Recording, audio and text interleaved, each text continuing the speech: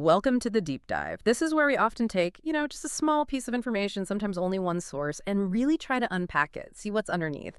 Today, we're doing something a bit unusual because our source is, well, incredibly short. It's just a single headline from Reuters, dated August 13th, 2025. And it says, Zelensky pitches Europe to Trump before Putin summit. That's literally it. Just that one sentence.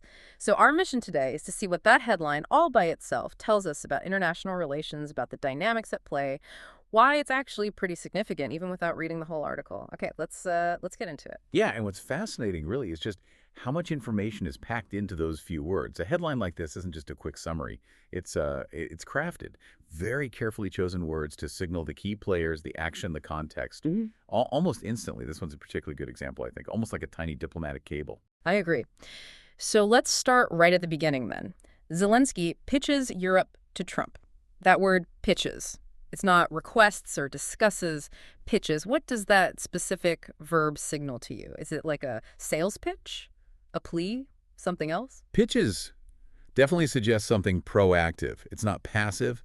It implies Zelensky is actively trying to sell an idea, maybe a strategy, trying to persuade Trump, maybe get a specific kind of buy-in or commitment.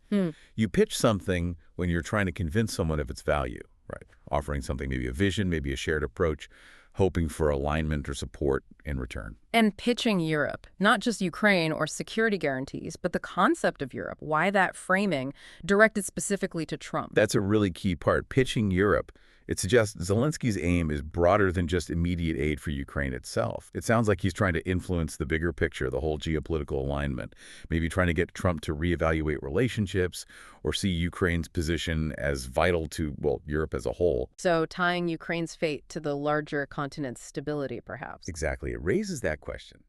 What's the angle here? What leverage does Zelensky think he has with Trump by framing it this way? Is he trying to present a kind of united Western Front idea? Or maybe appeal to a potential Trump inclination for stability by arguing Ukraine is key to a stable, maybe less costly Europe? Strategic, definitely. It really seems calculated. Which brings me to the timing. This isn't happening in a vacuum. The headline is clear. Before Putin summit. Why do it right then? What's the potential advantage of making this pitch, or at least having it reported, just before Trump is due to meet Putin? Right, the timing is critical. It's clearly preemptive. It strongly suggests Zelensky is trying to influence the narrative or maybe set certain expectations before that Trump-Putin meeting takes place. Trying to shape the agenda, maybe? Or put certain ideas in Trump's mind beforehand? Precisely. Trying to frame the context for that upcoming summit. It really highlights how interconnected these high-level meetings are.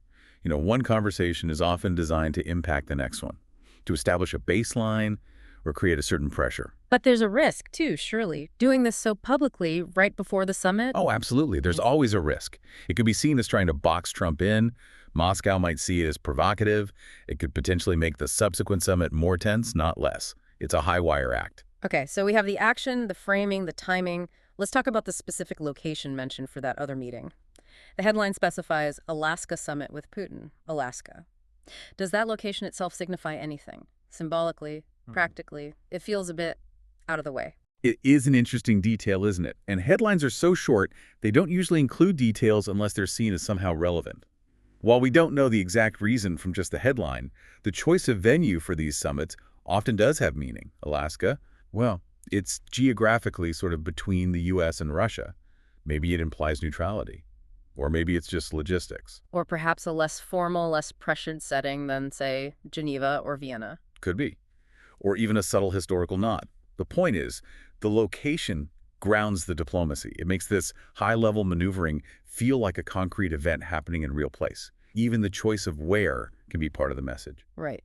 And speaking of messages, let's look at the people involved, the key players. Zelensky, Trump, Putin. These aren't minor figures. These are leaders representing major global forces. Here's where it gets really interesting, I think. Absolutely. The dynamic just between those three names tells a story. It sketches out this complex geopolitical triangle. You've got potential friction points, potential shifts in alignment, all implied. You have Zelensky actively trying to engage and influence Western powers. Then Trump, whose foreign policy approach was often described as unpredictable or America first. Right. And Putin, representing Russia, obviously central to the whole situation Ukraine finds itself in. The headline really underscores Ukraine's agency here. Zelensky isn't just passively waiting. He's shown as actively trying to shape the diplomatic environment around him, dealing directly with these major powers. It paints him as a very proactive player on the world stage. Definitely. Trying to navigate, maybe even reshape the power structures. It's amazing how much we've managed to pull out of, 7 or 8 words? But it also makes you think about what's missing, doesn't it? What the headline doesn't tell us. Like, what was the pitch exactly? What specific ideas did Trump respond? How did he react? What was Putin's position on this whole thing? We don't get any of that. And that's the nature of a headline, isn't it? It's designed to do just that, give you the core information, the hook, and make you want to know more. Headlines condense, yes, but they also frame. They guide your attention. The choices made by Reuters here, which words to use, what to include, what to omit, they shape the initial perception of the event. They're not neutral snapshots. Not entirely, no. They reflect editorial judgment about what's most important, most newsworthy. This headline gives a powerful glimpse of a key diplomatic moment on that date, August 13th, 2025. It's designed to make you ask those very questions you just raised.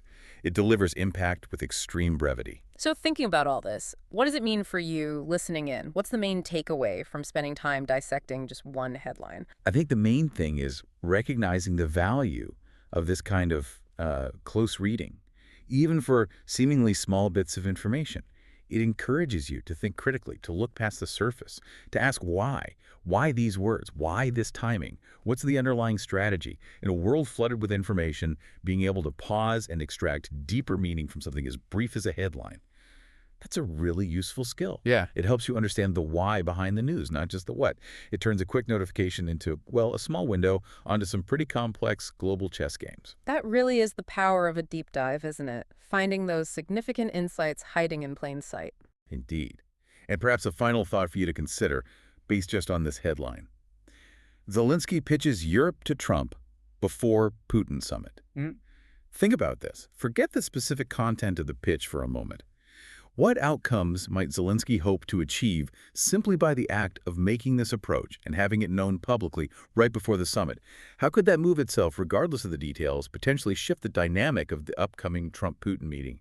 What pressures or expectations might it create? Something to definitely mull over. Thank you for joining us on this deep dive into the surprising depth of a single headline. We'll see you next time.